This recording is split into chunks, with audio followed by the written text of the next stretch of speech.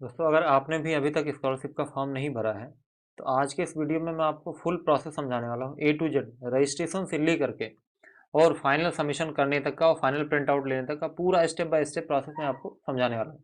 बस आपसे एक रिक्वेस्ट है कि आप वीडियो के अंत तक, लास्ट तक पूरा बने रहिएगा। आप कोई भी स्टेप को मिस मत करिएगा। भले ही आप किसी भी क्लास में हो, चाहे आप 9th में हैं या फर्स्ट ईयर इंटर में हैं या आप ग्रेजुएशन या पोस्ट ग्रेजुएशन के लिए भर रहे हैं, पूरी प्रोसेस आपको स्टेप बाय स्टेप समझाने वाला हूँ। सबसे पहले आपको UP scholarship dot G O V इस जाना है। यहाँ पे ये मैं दिखा रहा हूँ, scholarship dot UP dot G O V dot in, इस वाले वेबसाइट पे आना है। इसका लिंक मैंने वीडियो के लिए दे दिया है। वहाँ जब आप क्लिक करेंगे तो सीधा यहाँ आ जाएंगे। अब यहाँ आने के बाद में आपको, अगर आप फर्स्ट टाइम अभी अप्लाई कर रहे हैं, रिन्यूअल नहीं कर रहे हैं, आपने इससे पहले अप्लाई नहीं किया था, यानी कि अगर आप 10th में हैं तो 9th में अप्लाई नहीं किया था, अगर इंटरमीडिएट में है तो फर्स्ट ईयर में या 11वीं में अप्लाई नहीं किया था, या अगर ग्रेजुएशन में है सेकेंड ईयर में तो फर्स्ट ईयर में अप्लाई नहीं किया था, मेरा कहने का मतलब मैं फर्स्ट टाइम न्यू बिल्कुल रजिस्ट्रेशन के लिए बात कर रहा हूँ। तो उस तरीके से आपको, अगर आप फर्स्ट टाइम रजिस्ट्रेशन कर रहे हैं तो आपको सीधा यहाँ स्टूडेंट वाले कॉर्नर पे आना है और यहाँ रजिस्ट्रेशन के ऑप्शन पे टिक करना है।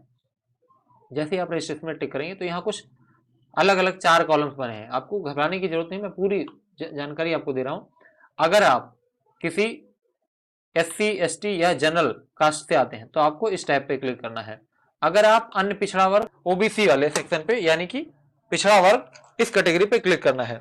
और अगर आप माइनॉरिटी का मतलब समझते हैं कि अल्पसंख्यक, ये आपके, अगर आपने कास्ट सर्टिफिकेट बनवाया होगा तो उसमें आपके लिखा होगा, अगर आप माइनॉरिटी में आते हैं तो आपको इस वाले टैब पे क्लिक करना है। लेकिन अगर आप माइनॉरिटी नहीं, आप वैसे लोग जो अस्वच्छ, यानी कि जो नालियां साफ करते हैं या मतलब ये जो गंदा कूड़ा उठाते हैं, कचरा उठाते हैं, वह लोग अगर हैं और उनके बच्चे पढ़ रहे हैं लेकिन वो केवल 9वीं 10वीं में है तो उनको इस टैब पे क्लिक करना है। चलिए मैं ये मान के चलता हूं कि आप जनरल कास्ट से हैं या SC ST किसी अदर कास्ट से बिलोंग करते हैं। उस कंडीशन में अगर आप 9th में हैं या 10th में है तो प्री मैट्रिक वाला ऑप्शन सेलेक्ट करना होगा। लेकिन अगर 9th या 10th में ना होकर के आप इंटरमीडिएट या फर्स्ट ईयर में तो आपको पोस्ट मैट्रिक इस पे क्लिक करना होगा। और इसके अलावा अगर आप इंटरमीडिएट के से भी ऊपर, यानी कि यूजी कर रहे हैं, अंडर ग्रेजुएट में है, किसी भी कोर्स में है, BA BSc किसी में, तो आपको post matric other than intermediate. और अगर आप किसी अन्य स्टेट से आके पढ़ रहे हैं यूपी में, यानी कि आप यूपी के मूल निवासी नहीं, उत्तर प्रदेश के किसी अन्य जिले से आ रहे हैं, तो आपको इस ऑप्शन पे क्लिक करना होगा। चलिए मैं एक पोस्ट मैट्रिक यानी कि इंटरमीडिएट के लिए आपको दिखा देता हूं कि कैसे। आपने जब इंटरमीडिएट पे क्लिक किया तो आपके सामने एक रजिस्ट्रेशन फॉर्म ओपन हो जाएगी। ये फर्स्ट टाइम आपका रजिस्ट्रेशन हो रहा है। रजिस्ट्रेशन करने के बाद में आपको फाइनल सबमिशन अलग से करना होता है इस यूजर आईडी पासवर्ड के जरिए आपको लॉगिन करके। अब आपको यहाँ पहला ऑप्शन क्या करना है, इस ऑप्शन पे जिला, जो जिला ऑप्शन है ये आपको सिलेक्ट करना है।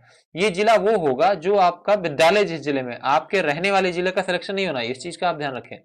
जिस जिले में आप पढ़ रहे हैं, जहां विद्यालय है, वहां का सिलेक्शन होगा। क्योंकि अगर आप अपने होम जिले का सिलेक्शन कर लेंगे तो इस यहाँ पे कॉलेज का नाम नहीं दिखेगा। आप जहां जिस जिले में पढ़ रहे हैं, जिस जिले में आपका विद्यालय है, उसी जिले का यहाँ सिलेक्शन करें, तभी आपको वो विद्यालय मिलेगा जिस जिले में आप पढ़ रहे हैं, अन्यथा आपको वो विद्यालय नहीं मिलेगा। यहाँ पे अपना जिला सेलेक्ट करने के बाद, जिस जहां पे आपका विद्यालय है, उसके बाद अपना विद्यालय का नाम, यानी शिक्षण संस्थान, आपका जो विद्यालय है उसका नाम सेलेक्ट करेंगे। अब नाम सेलेक्ट करने के बाद में यहाँ अपना वर्ग, जाति, यानी कि किस कास्ट में आते हैं, SC ST या जनरल कास्ट। मैं एक अनुसूचित जाति के लिए सेलेक्ट कर लेता हूँ। अब जब यहाँ अनुसूचित जाति सेलेक्ट कर लेंगे, उसके बाद में आपको अपना धर्म सेलेक्ट करना होगा। धर्म आपका यहाँ जो भी आता है वो सेलेक्ट करेंगे। उसके बाद में आपको क्या करना है, यहाँ पे कुछ डिटेल्स भरनी है। छात्र या छात्रा जो भी है उसका नंबर, नाम भरना है। उसके बाद यहाँ मोबाइल नंबर। अब अगला फिर से एक बड़ा स्टेप आता है कि मोबाइल नंबर में हम कौन सा मोबाइल नंबर भरें। बिल्कुल ये बात सही है कि आपको जो मोबाइल नंबर है वो आपके आधार में रजिस्टर्ड होना चाहिए। यहाँ साफ साफ लिखा भी गया है कि आधार नंबर से लिंक। लेकिन अगर आप कोई मोबाइल नंबर अपना दूसरा भर देते हैं तो उसमें कोई इशू नहीं है, क्योंकि यहाँ से रजिस्ट्रेशन हो जाता है। और रजिस्ट्रेशन होने के बाद में आपका जो अगला स्टेप होता है, यानी कि रजिस्ट्रेशन होने के बाद में जब आपका डेमोग्राफिक वेरिफिकेशन होता है तो उस टाइम आपका जो OTP है वो आपके आधार में जो रजिस्ट्रेशन नंबर मोबाइल है उसी पे भेजता है। भले ही आप यहाँ कोई भी नंबर डाल दें, इससे कोई इशू नहीं है। जो आपके आधार में रजिस्टर्ड मोबाइल नंबर है उसी पे OTP भेजेगा। तो इस बात का आप ध्यान रखें। हाँ, बेटर होगा अगर आपका जो आधार में मोबाइल नंबर रजिस्टर्ड उसी को सेलेक्ट करें। तो उसके बाद में ये सारी चीजें करने के बाद में यहाँ आपने हाई स्कूल कब पास किया है वो सेलेक्ट करना पड़ेगा, किस ईयर में। उसके बाद आपका बोर्ड क्या था, UP बोर्ड था या CBSE बोर्ड था, ये चीजें सेलेक्ट करके यहाँ आपको आपका हाई स्कूल में जो रोल नंबर था वो फिल करना होगा। ये 2 कॉलम है। 2 कॉलम का मतलब है कि अगर अल्फाबेट से शुरू हो रहा है तो आपको यहाँ अल्फाबेट इस टाइप में भरना है, और केवल नंबर से है तो इस वाले डिब्बे में भरना है। ये वाला डिब्बा आपको छोड़ देना, इससे कोई दिक्कत नहीं। उसके बाद में स्वनिर्मित पासवर्ड, इस पासवर्ड को आप ध्यान से बनाएं क्योंकि यही पासवर्ड आपका लॉगिन करने से लेके और स्टेटस चेक करने तक, फाइनल सबमिट करने तक हर जगह यही काम आएगा। और एक चीज का और ध्यान रखें कि आपका जो पासवर्ड है वो कम से कम 6 से 12 डिजिट के बीच में होना चाहिए और लेटर्स और नंबर को मिक्स होना चाहिए। मैं आपको एक सरल सा उपाय बता देता हूँ। जो आपका नाम है उसका आप कैपिटल लेटर लिखें और उसके बाद अपने नाम के पूरे स्मॉल लेटर लिखें। उसके बाद कोई एक सिंबल लगा लें, @ हुआ, हैच हुआ या एंड हुआ, ऐसे कोई साइन लगा दें। उसके बाद एक याद रहने वाला डिजिट दबा दें, 1 2 3 कर दें या कोई और डेट ऑफ बर्थ का आप ईयर लास्ट का दबा दें, क्योंकि इसमें कोई ऐसा इश्यू नहीं है कि किसी ने हैक कर लिया तो आपकी डिटेल गलत हो जाएगी, ऐसा कुछ नहीं है। आप अपना पासवर्ड ऐसा बनाएं जो आप याद रख सके। चलिए मैं ये डिटेल भर के फिर आगे का प्रोसेस जो है वो आपको समझाता हूँ। जब आपने सारी डिटेल फिल करके और जनरेट ओटीपी पे क्लिक किया तो आपके सामने एक नया टैब आ जाएगा, ओटीपी फिल करें, यानी कि आपका जो ओटीपी है वो आपके रजिस्टर्ड मोबाइल नंबर, यानी कि जो मोबाइल नंबर आपने फिल किया था उस पर आपको भेज दिया गया, उस ओटीपी को यहाँ फिल करना है। उसके बाद अपना कैप्चा कोड फिल करना है। उसके बाद submit OTP and proceed registration, इस वाले ऑप्शन पे क्लिक करना है। जैसे इस पर क्लिक करेंगे तो आपका एक रजिस्ट्रेशन नंबर जनरेट हो जाएगा। मैं आपको ये प्रोसेस करके दिखाता हूँ। ओटीपी फिल करने के बाद में आगे प्रोसेस आपको दिखाता हूँ।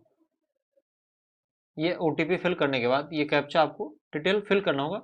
हाँ, हो सकता है अगर आप देर तक इस पेज पे रुकें तो इस कैप्चा को फिल करने से पहले एक बार रिफ्रेश कर लें ताकि ये कैप्चा एरर ना होने पाए।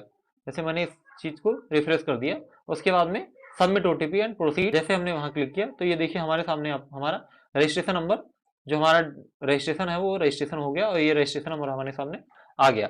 अब आपका ये क्या है, ये रजिस्ट्रेशन नंबर आपको नोट डाउन कर लेना। लास्ट तक जब तक आपका पैसा आपके अकाउंट में नहीं आ जाता ये रजिस्ट्रेशन नंबर हर जगह काम लगेगी। अगर आपको स्टेटस चेक करना है तो भी, या आपको लॉगिन करना है तो भी हर जगह स्टेटस काम आएगा। और पासवर्ड आपने जो बनाया था वो पासवर्ड आपको ध्यान होना चाहिए। अब ये रजिस्ट्रेशन होने के बाद में मैं आपको आगे का प्रोसेस दिखाता हूँ कि रजिस्ट्रेशन होने के बाद में फिर लॉगिन करके क्या क्या फॉर्म आपको डिटेल फिल करनी है।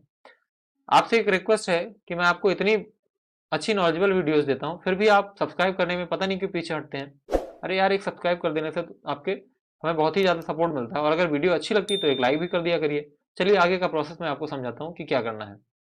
अब रजिस्ट्रेशन हो जाने के बाद में आपको दोबारा से फिर होम पेज पे आना होगा, स्कॉलरशिप वाले पोर्टल पे। अब इस टाइम आपको फ्रेश लॉगिन वाले ऑप्शन पे क्लिक करना है और आपने जिस सेक्शन के लिए रजिस्ट्रेशन किया था, मतलब मेरे कहने का मतलब है कि आपने 9-10 के लिए किया था तो प्री मैट्रिक आपको सेलेक्ट करना होगा। अगर आपने 11-12 के लिए किया था तो पोस्ट इंटरमीडिएट, और अगर ग्रेजुएशन के लिए किया था तो पोस्ट मैट्रिक का, ग्रेजुएशन या पोस्ट ग्रेजुएशन दोनों के लिए आपको पोस्ट मैट्रिक का सिलेक्शन करना होगा। मैंने इंटरमीडिएट के लिए किया था, 11वीं के लिए किया था, तो मैं इंटरमीडिएट स्टूडेंट लॉगिन करूंगा। अब यहाँ पे आपको क्या करना है, आपने जो रजिस्ट्रेशन नंबर आपको मिला था उसको फिल करना है। मैं अपना रजिस्ट्रेशन नंबर फिल कर देता हूँ। उसके बाद में आपने जो मोबाइल नंबर दिया था, आपने जो इस रजिस्ट्रेशन में दिया था, चाहे आधार में दर्ज दिया था या कोई और दिया था, वही मोबाइल नंबर आपको यहाँ फिल करना है लॉगिन करने के लिए। उसके बाद आपने जो पासवर्ड स्वयं से बनाया था वो पासवर्ड नीचे वाले टैब में फिल कर देना है। ये सारी डिटेल फिल करने के बाद में फिर आपको कैप्चा फिल करना है। कैप्चा एज इट इज जो ये लिखा है वैसे सेम फिल करना है। उसके बाद सबमिट वाले ऑप्शन पे क्लिक करना है। अब जब आप सबमिट वाले ऑप्शन पे क्लिक कर देते हैं तो यहाँ आपको लॉगिन पेज खुल जाएगा। यहाँ पे आपकी डिटेल्स कुछ दिखेंगी। उसके बाद में अब आपका पहला स्टेप ही होता है डिजी लॉकर से सत्यापन करें।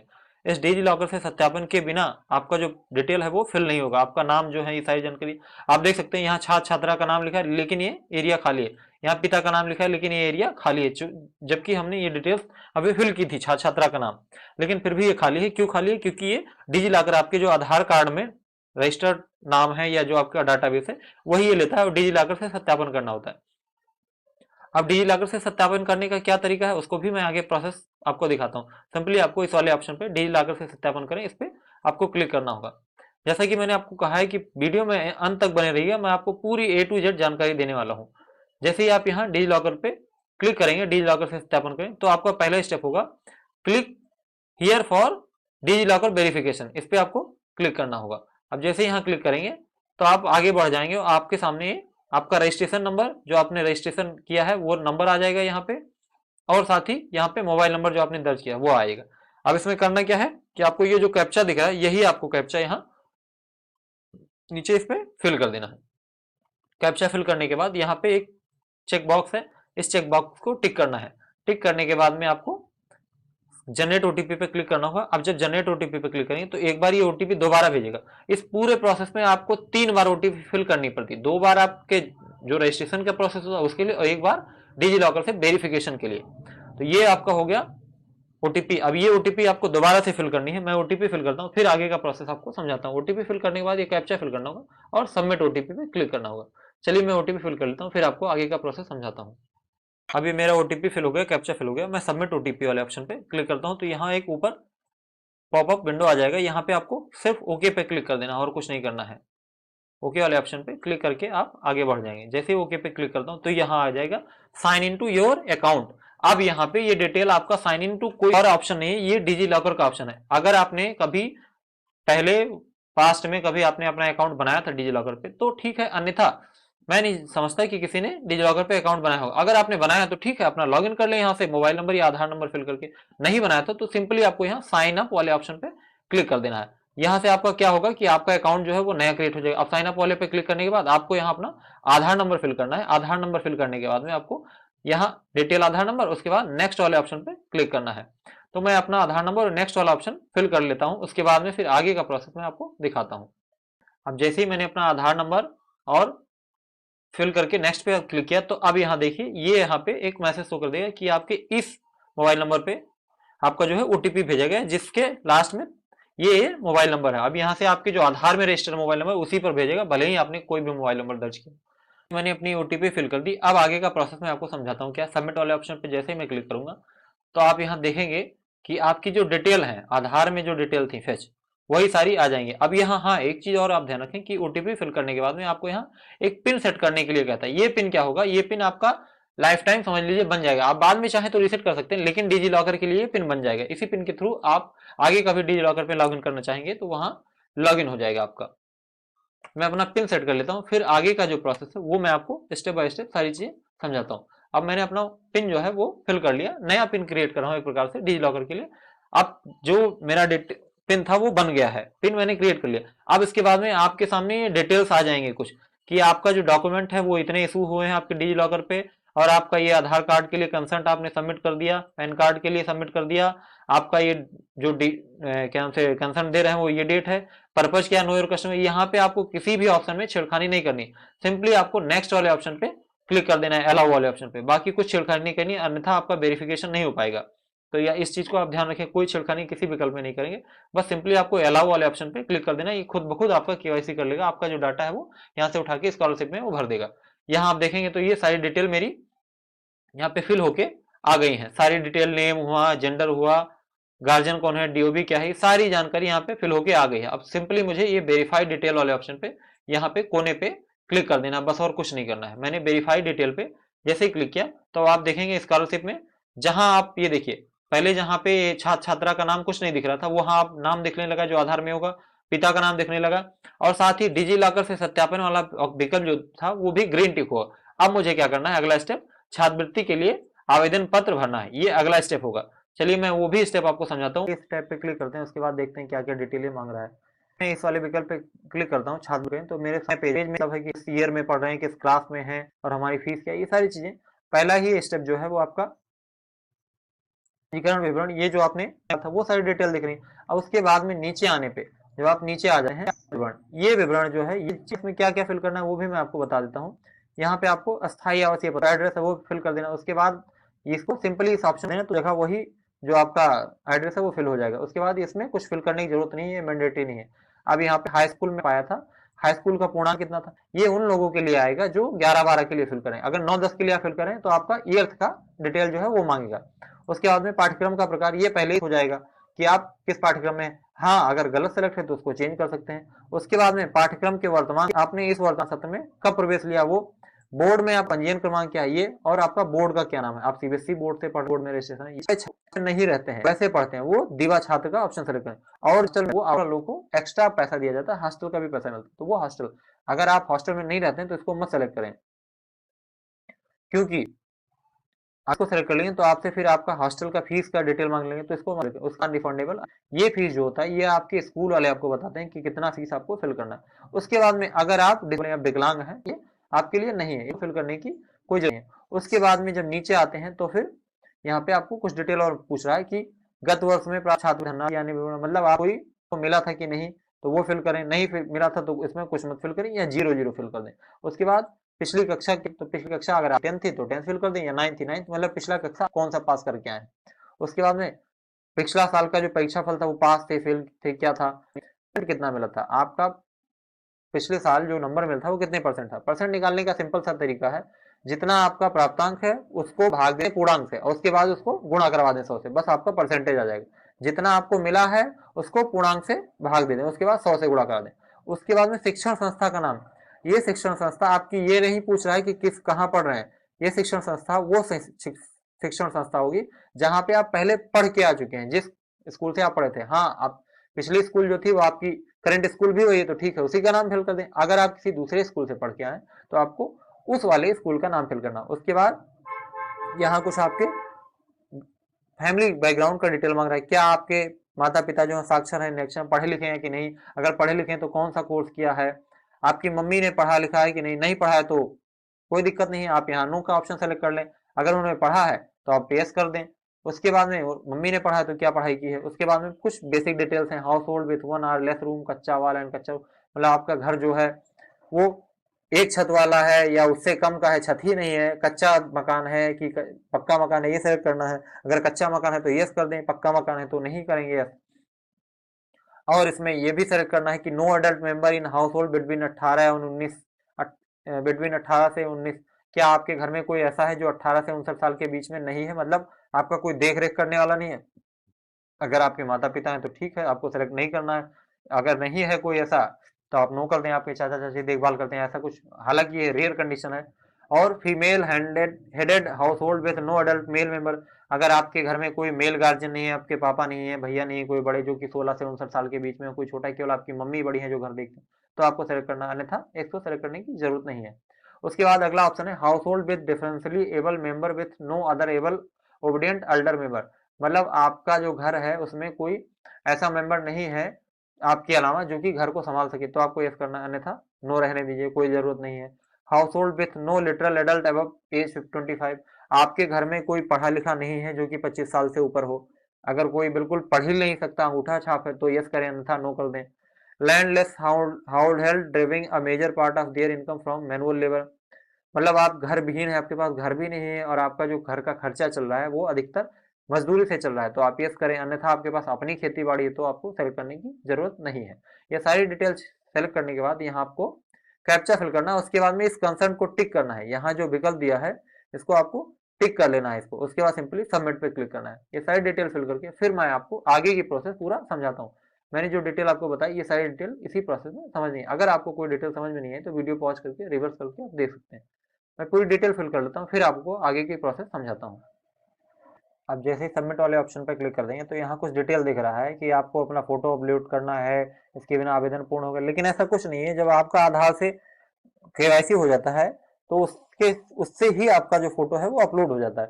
सिंपली आपको क्या करना है, यहाँ होम वाला जो टैब बना है इस वाले टैब पे आपको सिंपली क्लिक करना है और होम पे आ जाना है। तो आप देखेंगे दोबारा से कि आपका जो फोटो अपलोड वाला स्टेप था वो खुद ब खुद ही अपडेट हो गया। पहले इसके पहले टिक नहीं था, लेकिन अब ये खुद ब खुद अपडेट हो गया है। अब आवेदन पत्र को अगर आपको संशोधित करना है तो उसको संशोधित करने के लिए आप अपना ये ऑप्शन टिक कर सकते हैं, अन्यथा नहीं संशोधित करना तो इसके बाद भी अभी आपको संशोधन करने के लिए मिलेगा। अब आपको अपना आय एवं जाति ये प्रमाणीकरण करना है। आपका आय तो हर किसी का लगना है, लेकिन अगर आप जनरल कास्ट के अलावा किसी और कास्ट में आते हैं तो उस कंडीशन में आपको जाति प्रमाण पत्र भी लगाना होता है। तो सिंपली अब आपको क्या करना है, आय एवं जाति प्रमाण पत्र इसको वेरीफाई करना है। इसके लिए सिंपली इस पर टिक कर देना और यहाँ पे अपना आय प्रमाण पत्र क्रमांक, ये 2 स्टेप में होता है आपका। एक पहला आय प्रमाण पत्र आवेदन क्रमांक होता है, उसके बाद आय प्रमाण पत्र का क्रमांक जो आपका मेन जो जनरेट होता है वो, और ये पहले आवेदन क्रमांक होता है। ये दोनों डिटेल आपको यहाँ फिल करनी है, उसके बाद कैप्चा फिल करना, फिर आगे की डिटेल मैं आपको दिखाता हूँ। जब मैंने सबमिट पे क्लिक कर दिया तो यहाँ आपकी डिटेल पूरी लिख के आ जाएगी कि आपका आय प्रमाण पत्र क्या है, उसका क्रमांक क्या है, कब ये इशू हुआ था और कितने का बना, ये सारी चीजें आ जाएंगी। बस सिंपली आपको यहाँ क्या करना है, नीचे जो वेरीफाई इनकम डिटेल ये वाला ऑप्शन है इस पर आपको सिंपली क्लिक कर देना है, जिससे कि आपका ये सर्टिफिकेट जो है वो वेरीफाई हो जाएगा और ऐड हो जाएगा। अब जैसे मैं इस पर क्लिक कर देता हूँ ये आपका वेरिफिकेशन हो गया, ये डिस्ट्रिक्ट से आय प्रमाण पत्र संख्या मिलान सफल हो गया। अब आपको अगला स्टेप क्या करना है, अगर आप जनरल के अलावा किसी और कास्ट से आते हैं तो यहाँ आपको जाति प्रमाण पत्र का वही सेम प्रोसेस, आवेदन फॉर्म संख्या, उसके बाद फिर प्रमाण पत्र क्रमांक, ये सेलेक्ट करना। उसके बाद में यहाँ पे आपको जाति जो है वो भी आपकी सेलेक्ट करनी होगी। ये सेलेक्ट करके फिर से सबमिट पे क्लिक करना होगा, तो आपकी डिटेल नीचे फिर से शो हो जाएगी। मैं डिटेल फिल कर लेता हूँ, फिर आपको दिखाता हूँ आगे की डिटेल। अब ये जब आप अपना सर्टिफिकेट डिटेल फिल कर लेंगे तो उसकी भी नीचे सबमिट वाले ऑप्शन पे क्लिक करेंगे तो उसकी भी सारी डिटेल यहाँ नीचे लिख के आ जाएंगे, किस डेट में इशू हुआ था, सर्टिफिकेट इशूड है कि नहीं, और है तो क्या जात कास्ट पड़ी है, ये सारी चीजें। इस बार भी आपको सिंपली यहाँ वेरीफाई कास्ट डिटेल इस पर क्लिक करना होगा, ताकि ये डिटेल जो है डाटा है वो फेच हो सके आपके स्कॉलरशिप वाले पोर्टल पे। अब ये देखिए आपका सीधा सा यहाँ पे भी अब आपका आय प्रमाण पत्र एवं जाति प्रमाण पत्र प्रमाणीकरण, ये जो नीचे वाला ऑप्शन है ये भी ग्रीन टिक हो गया। अब धीरे धीरे होते करते ये सारे ऑप्शन धीरे धीरे आपके यहाँ से यहाँ तक ग्रीन टिक हो गए। अब अगला आपका ऑप्शन जो है प्रमाणीकरण हेतु आधार नंबर डालें, इस वाले स्टेप को आपको वेरीफाई करना है। सिंपली इस पर क्लिक कर देना है और उसके बाद में आपका एक नया पेज ओपन हो जाएगा। यहाँ पे आपको अपना डिटेल जो है, डिटेल क्या, आपका आधार नंबर जो है उसको फिल करना होगा। चलिए मैं डिटेल अपना आधार नंबर फिल कर लेता हूँ। उसके बाद इसको आपको आधार नंबर फिल करने के बाद में यहाँ चेक बॉक्स वाले ऑप्शन पे टिक करके वेरीफाई आधार ये क्लिक करना होगा। ये सारी डिटेल फिल करके फिर अगला स्टेप मैं आपको दिखाता हूँ। अब आप देखिए ये मैं दिखा सकता हूँ, यहाँ जैसे ही मैंने प्रमाणीकरण किया, सबमिट किया, उसके बाद में सीधा यहाँ ये वाला भी ऑप्शन टिक हो गया और एनपीआईसी सत्यापन ये भी टिक हो गया। अब मेरे ये सारे ऑप्शन ऊपर से यहाँ से स्टार्ट हो गए और सारे ऑप्शन ग्रीन टिक हो गए, यहाँ तक कि रोल नंबर प्रमाणीकरण भी हो गया है।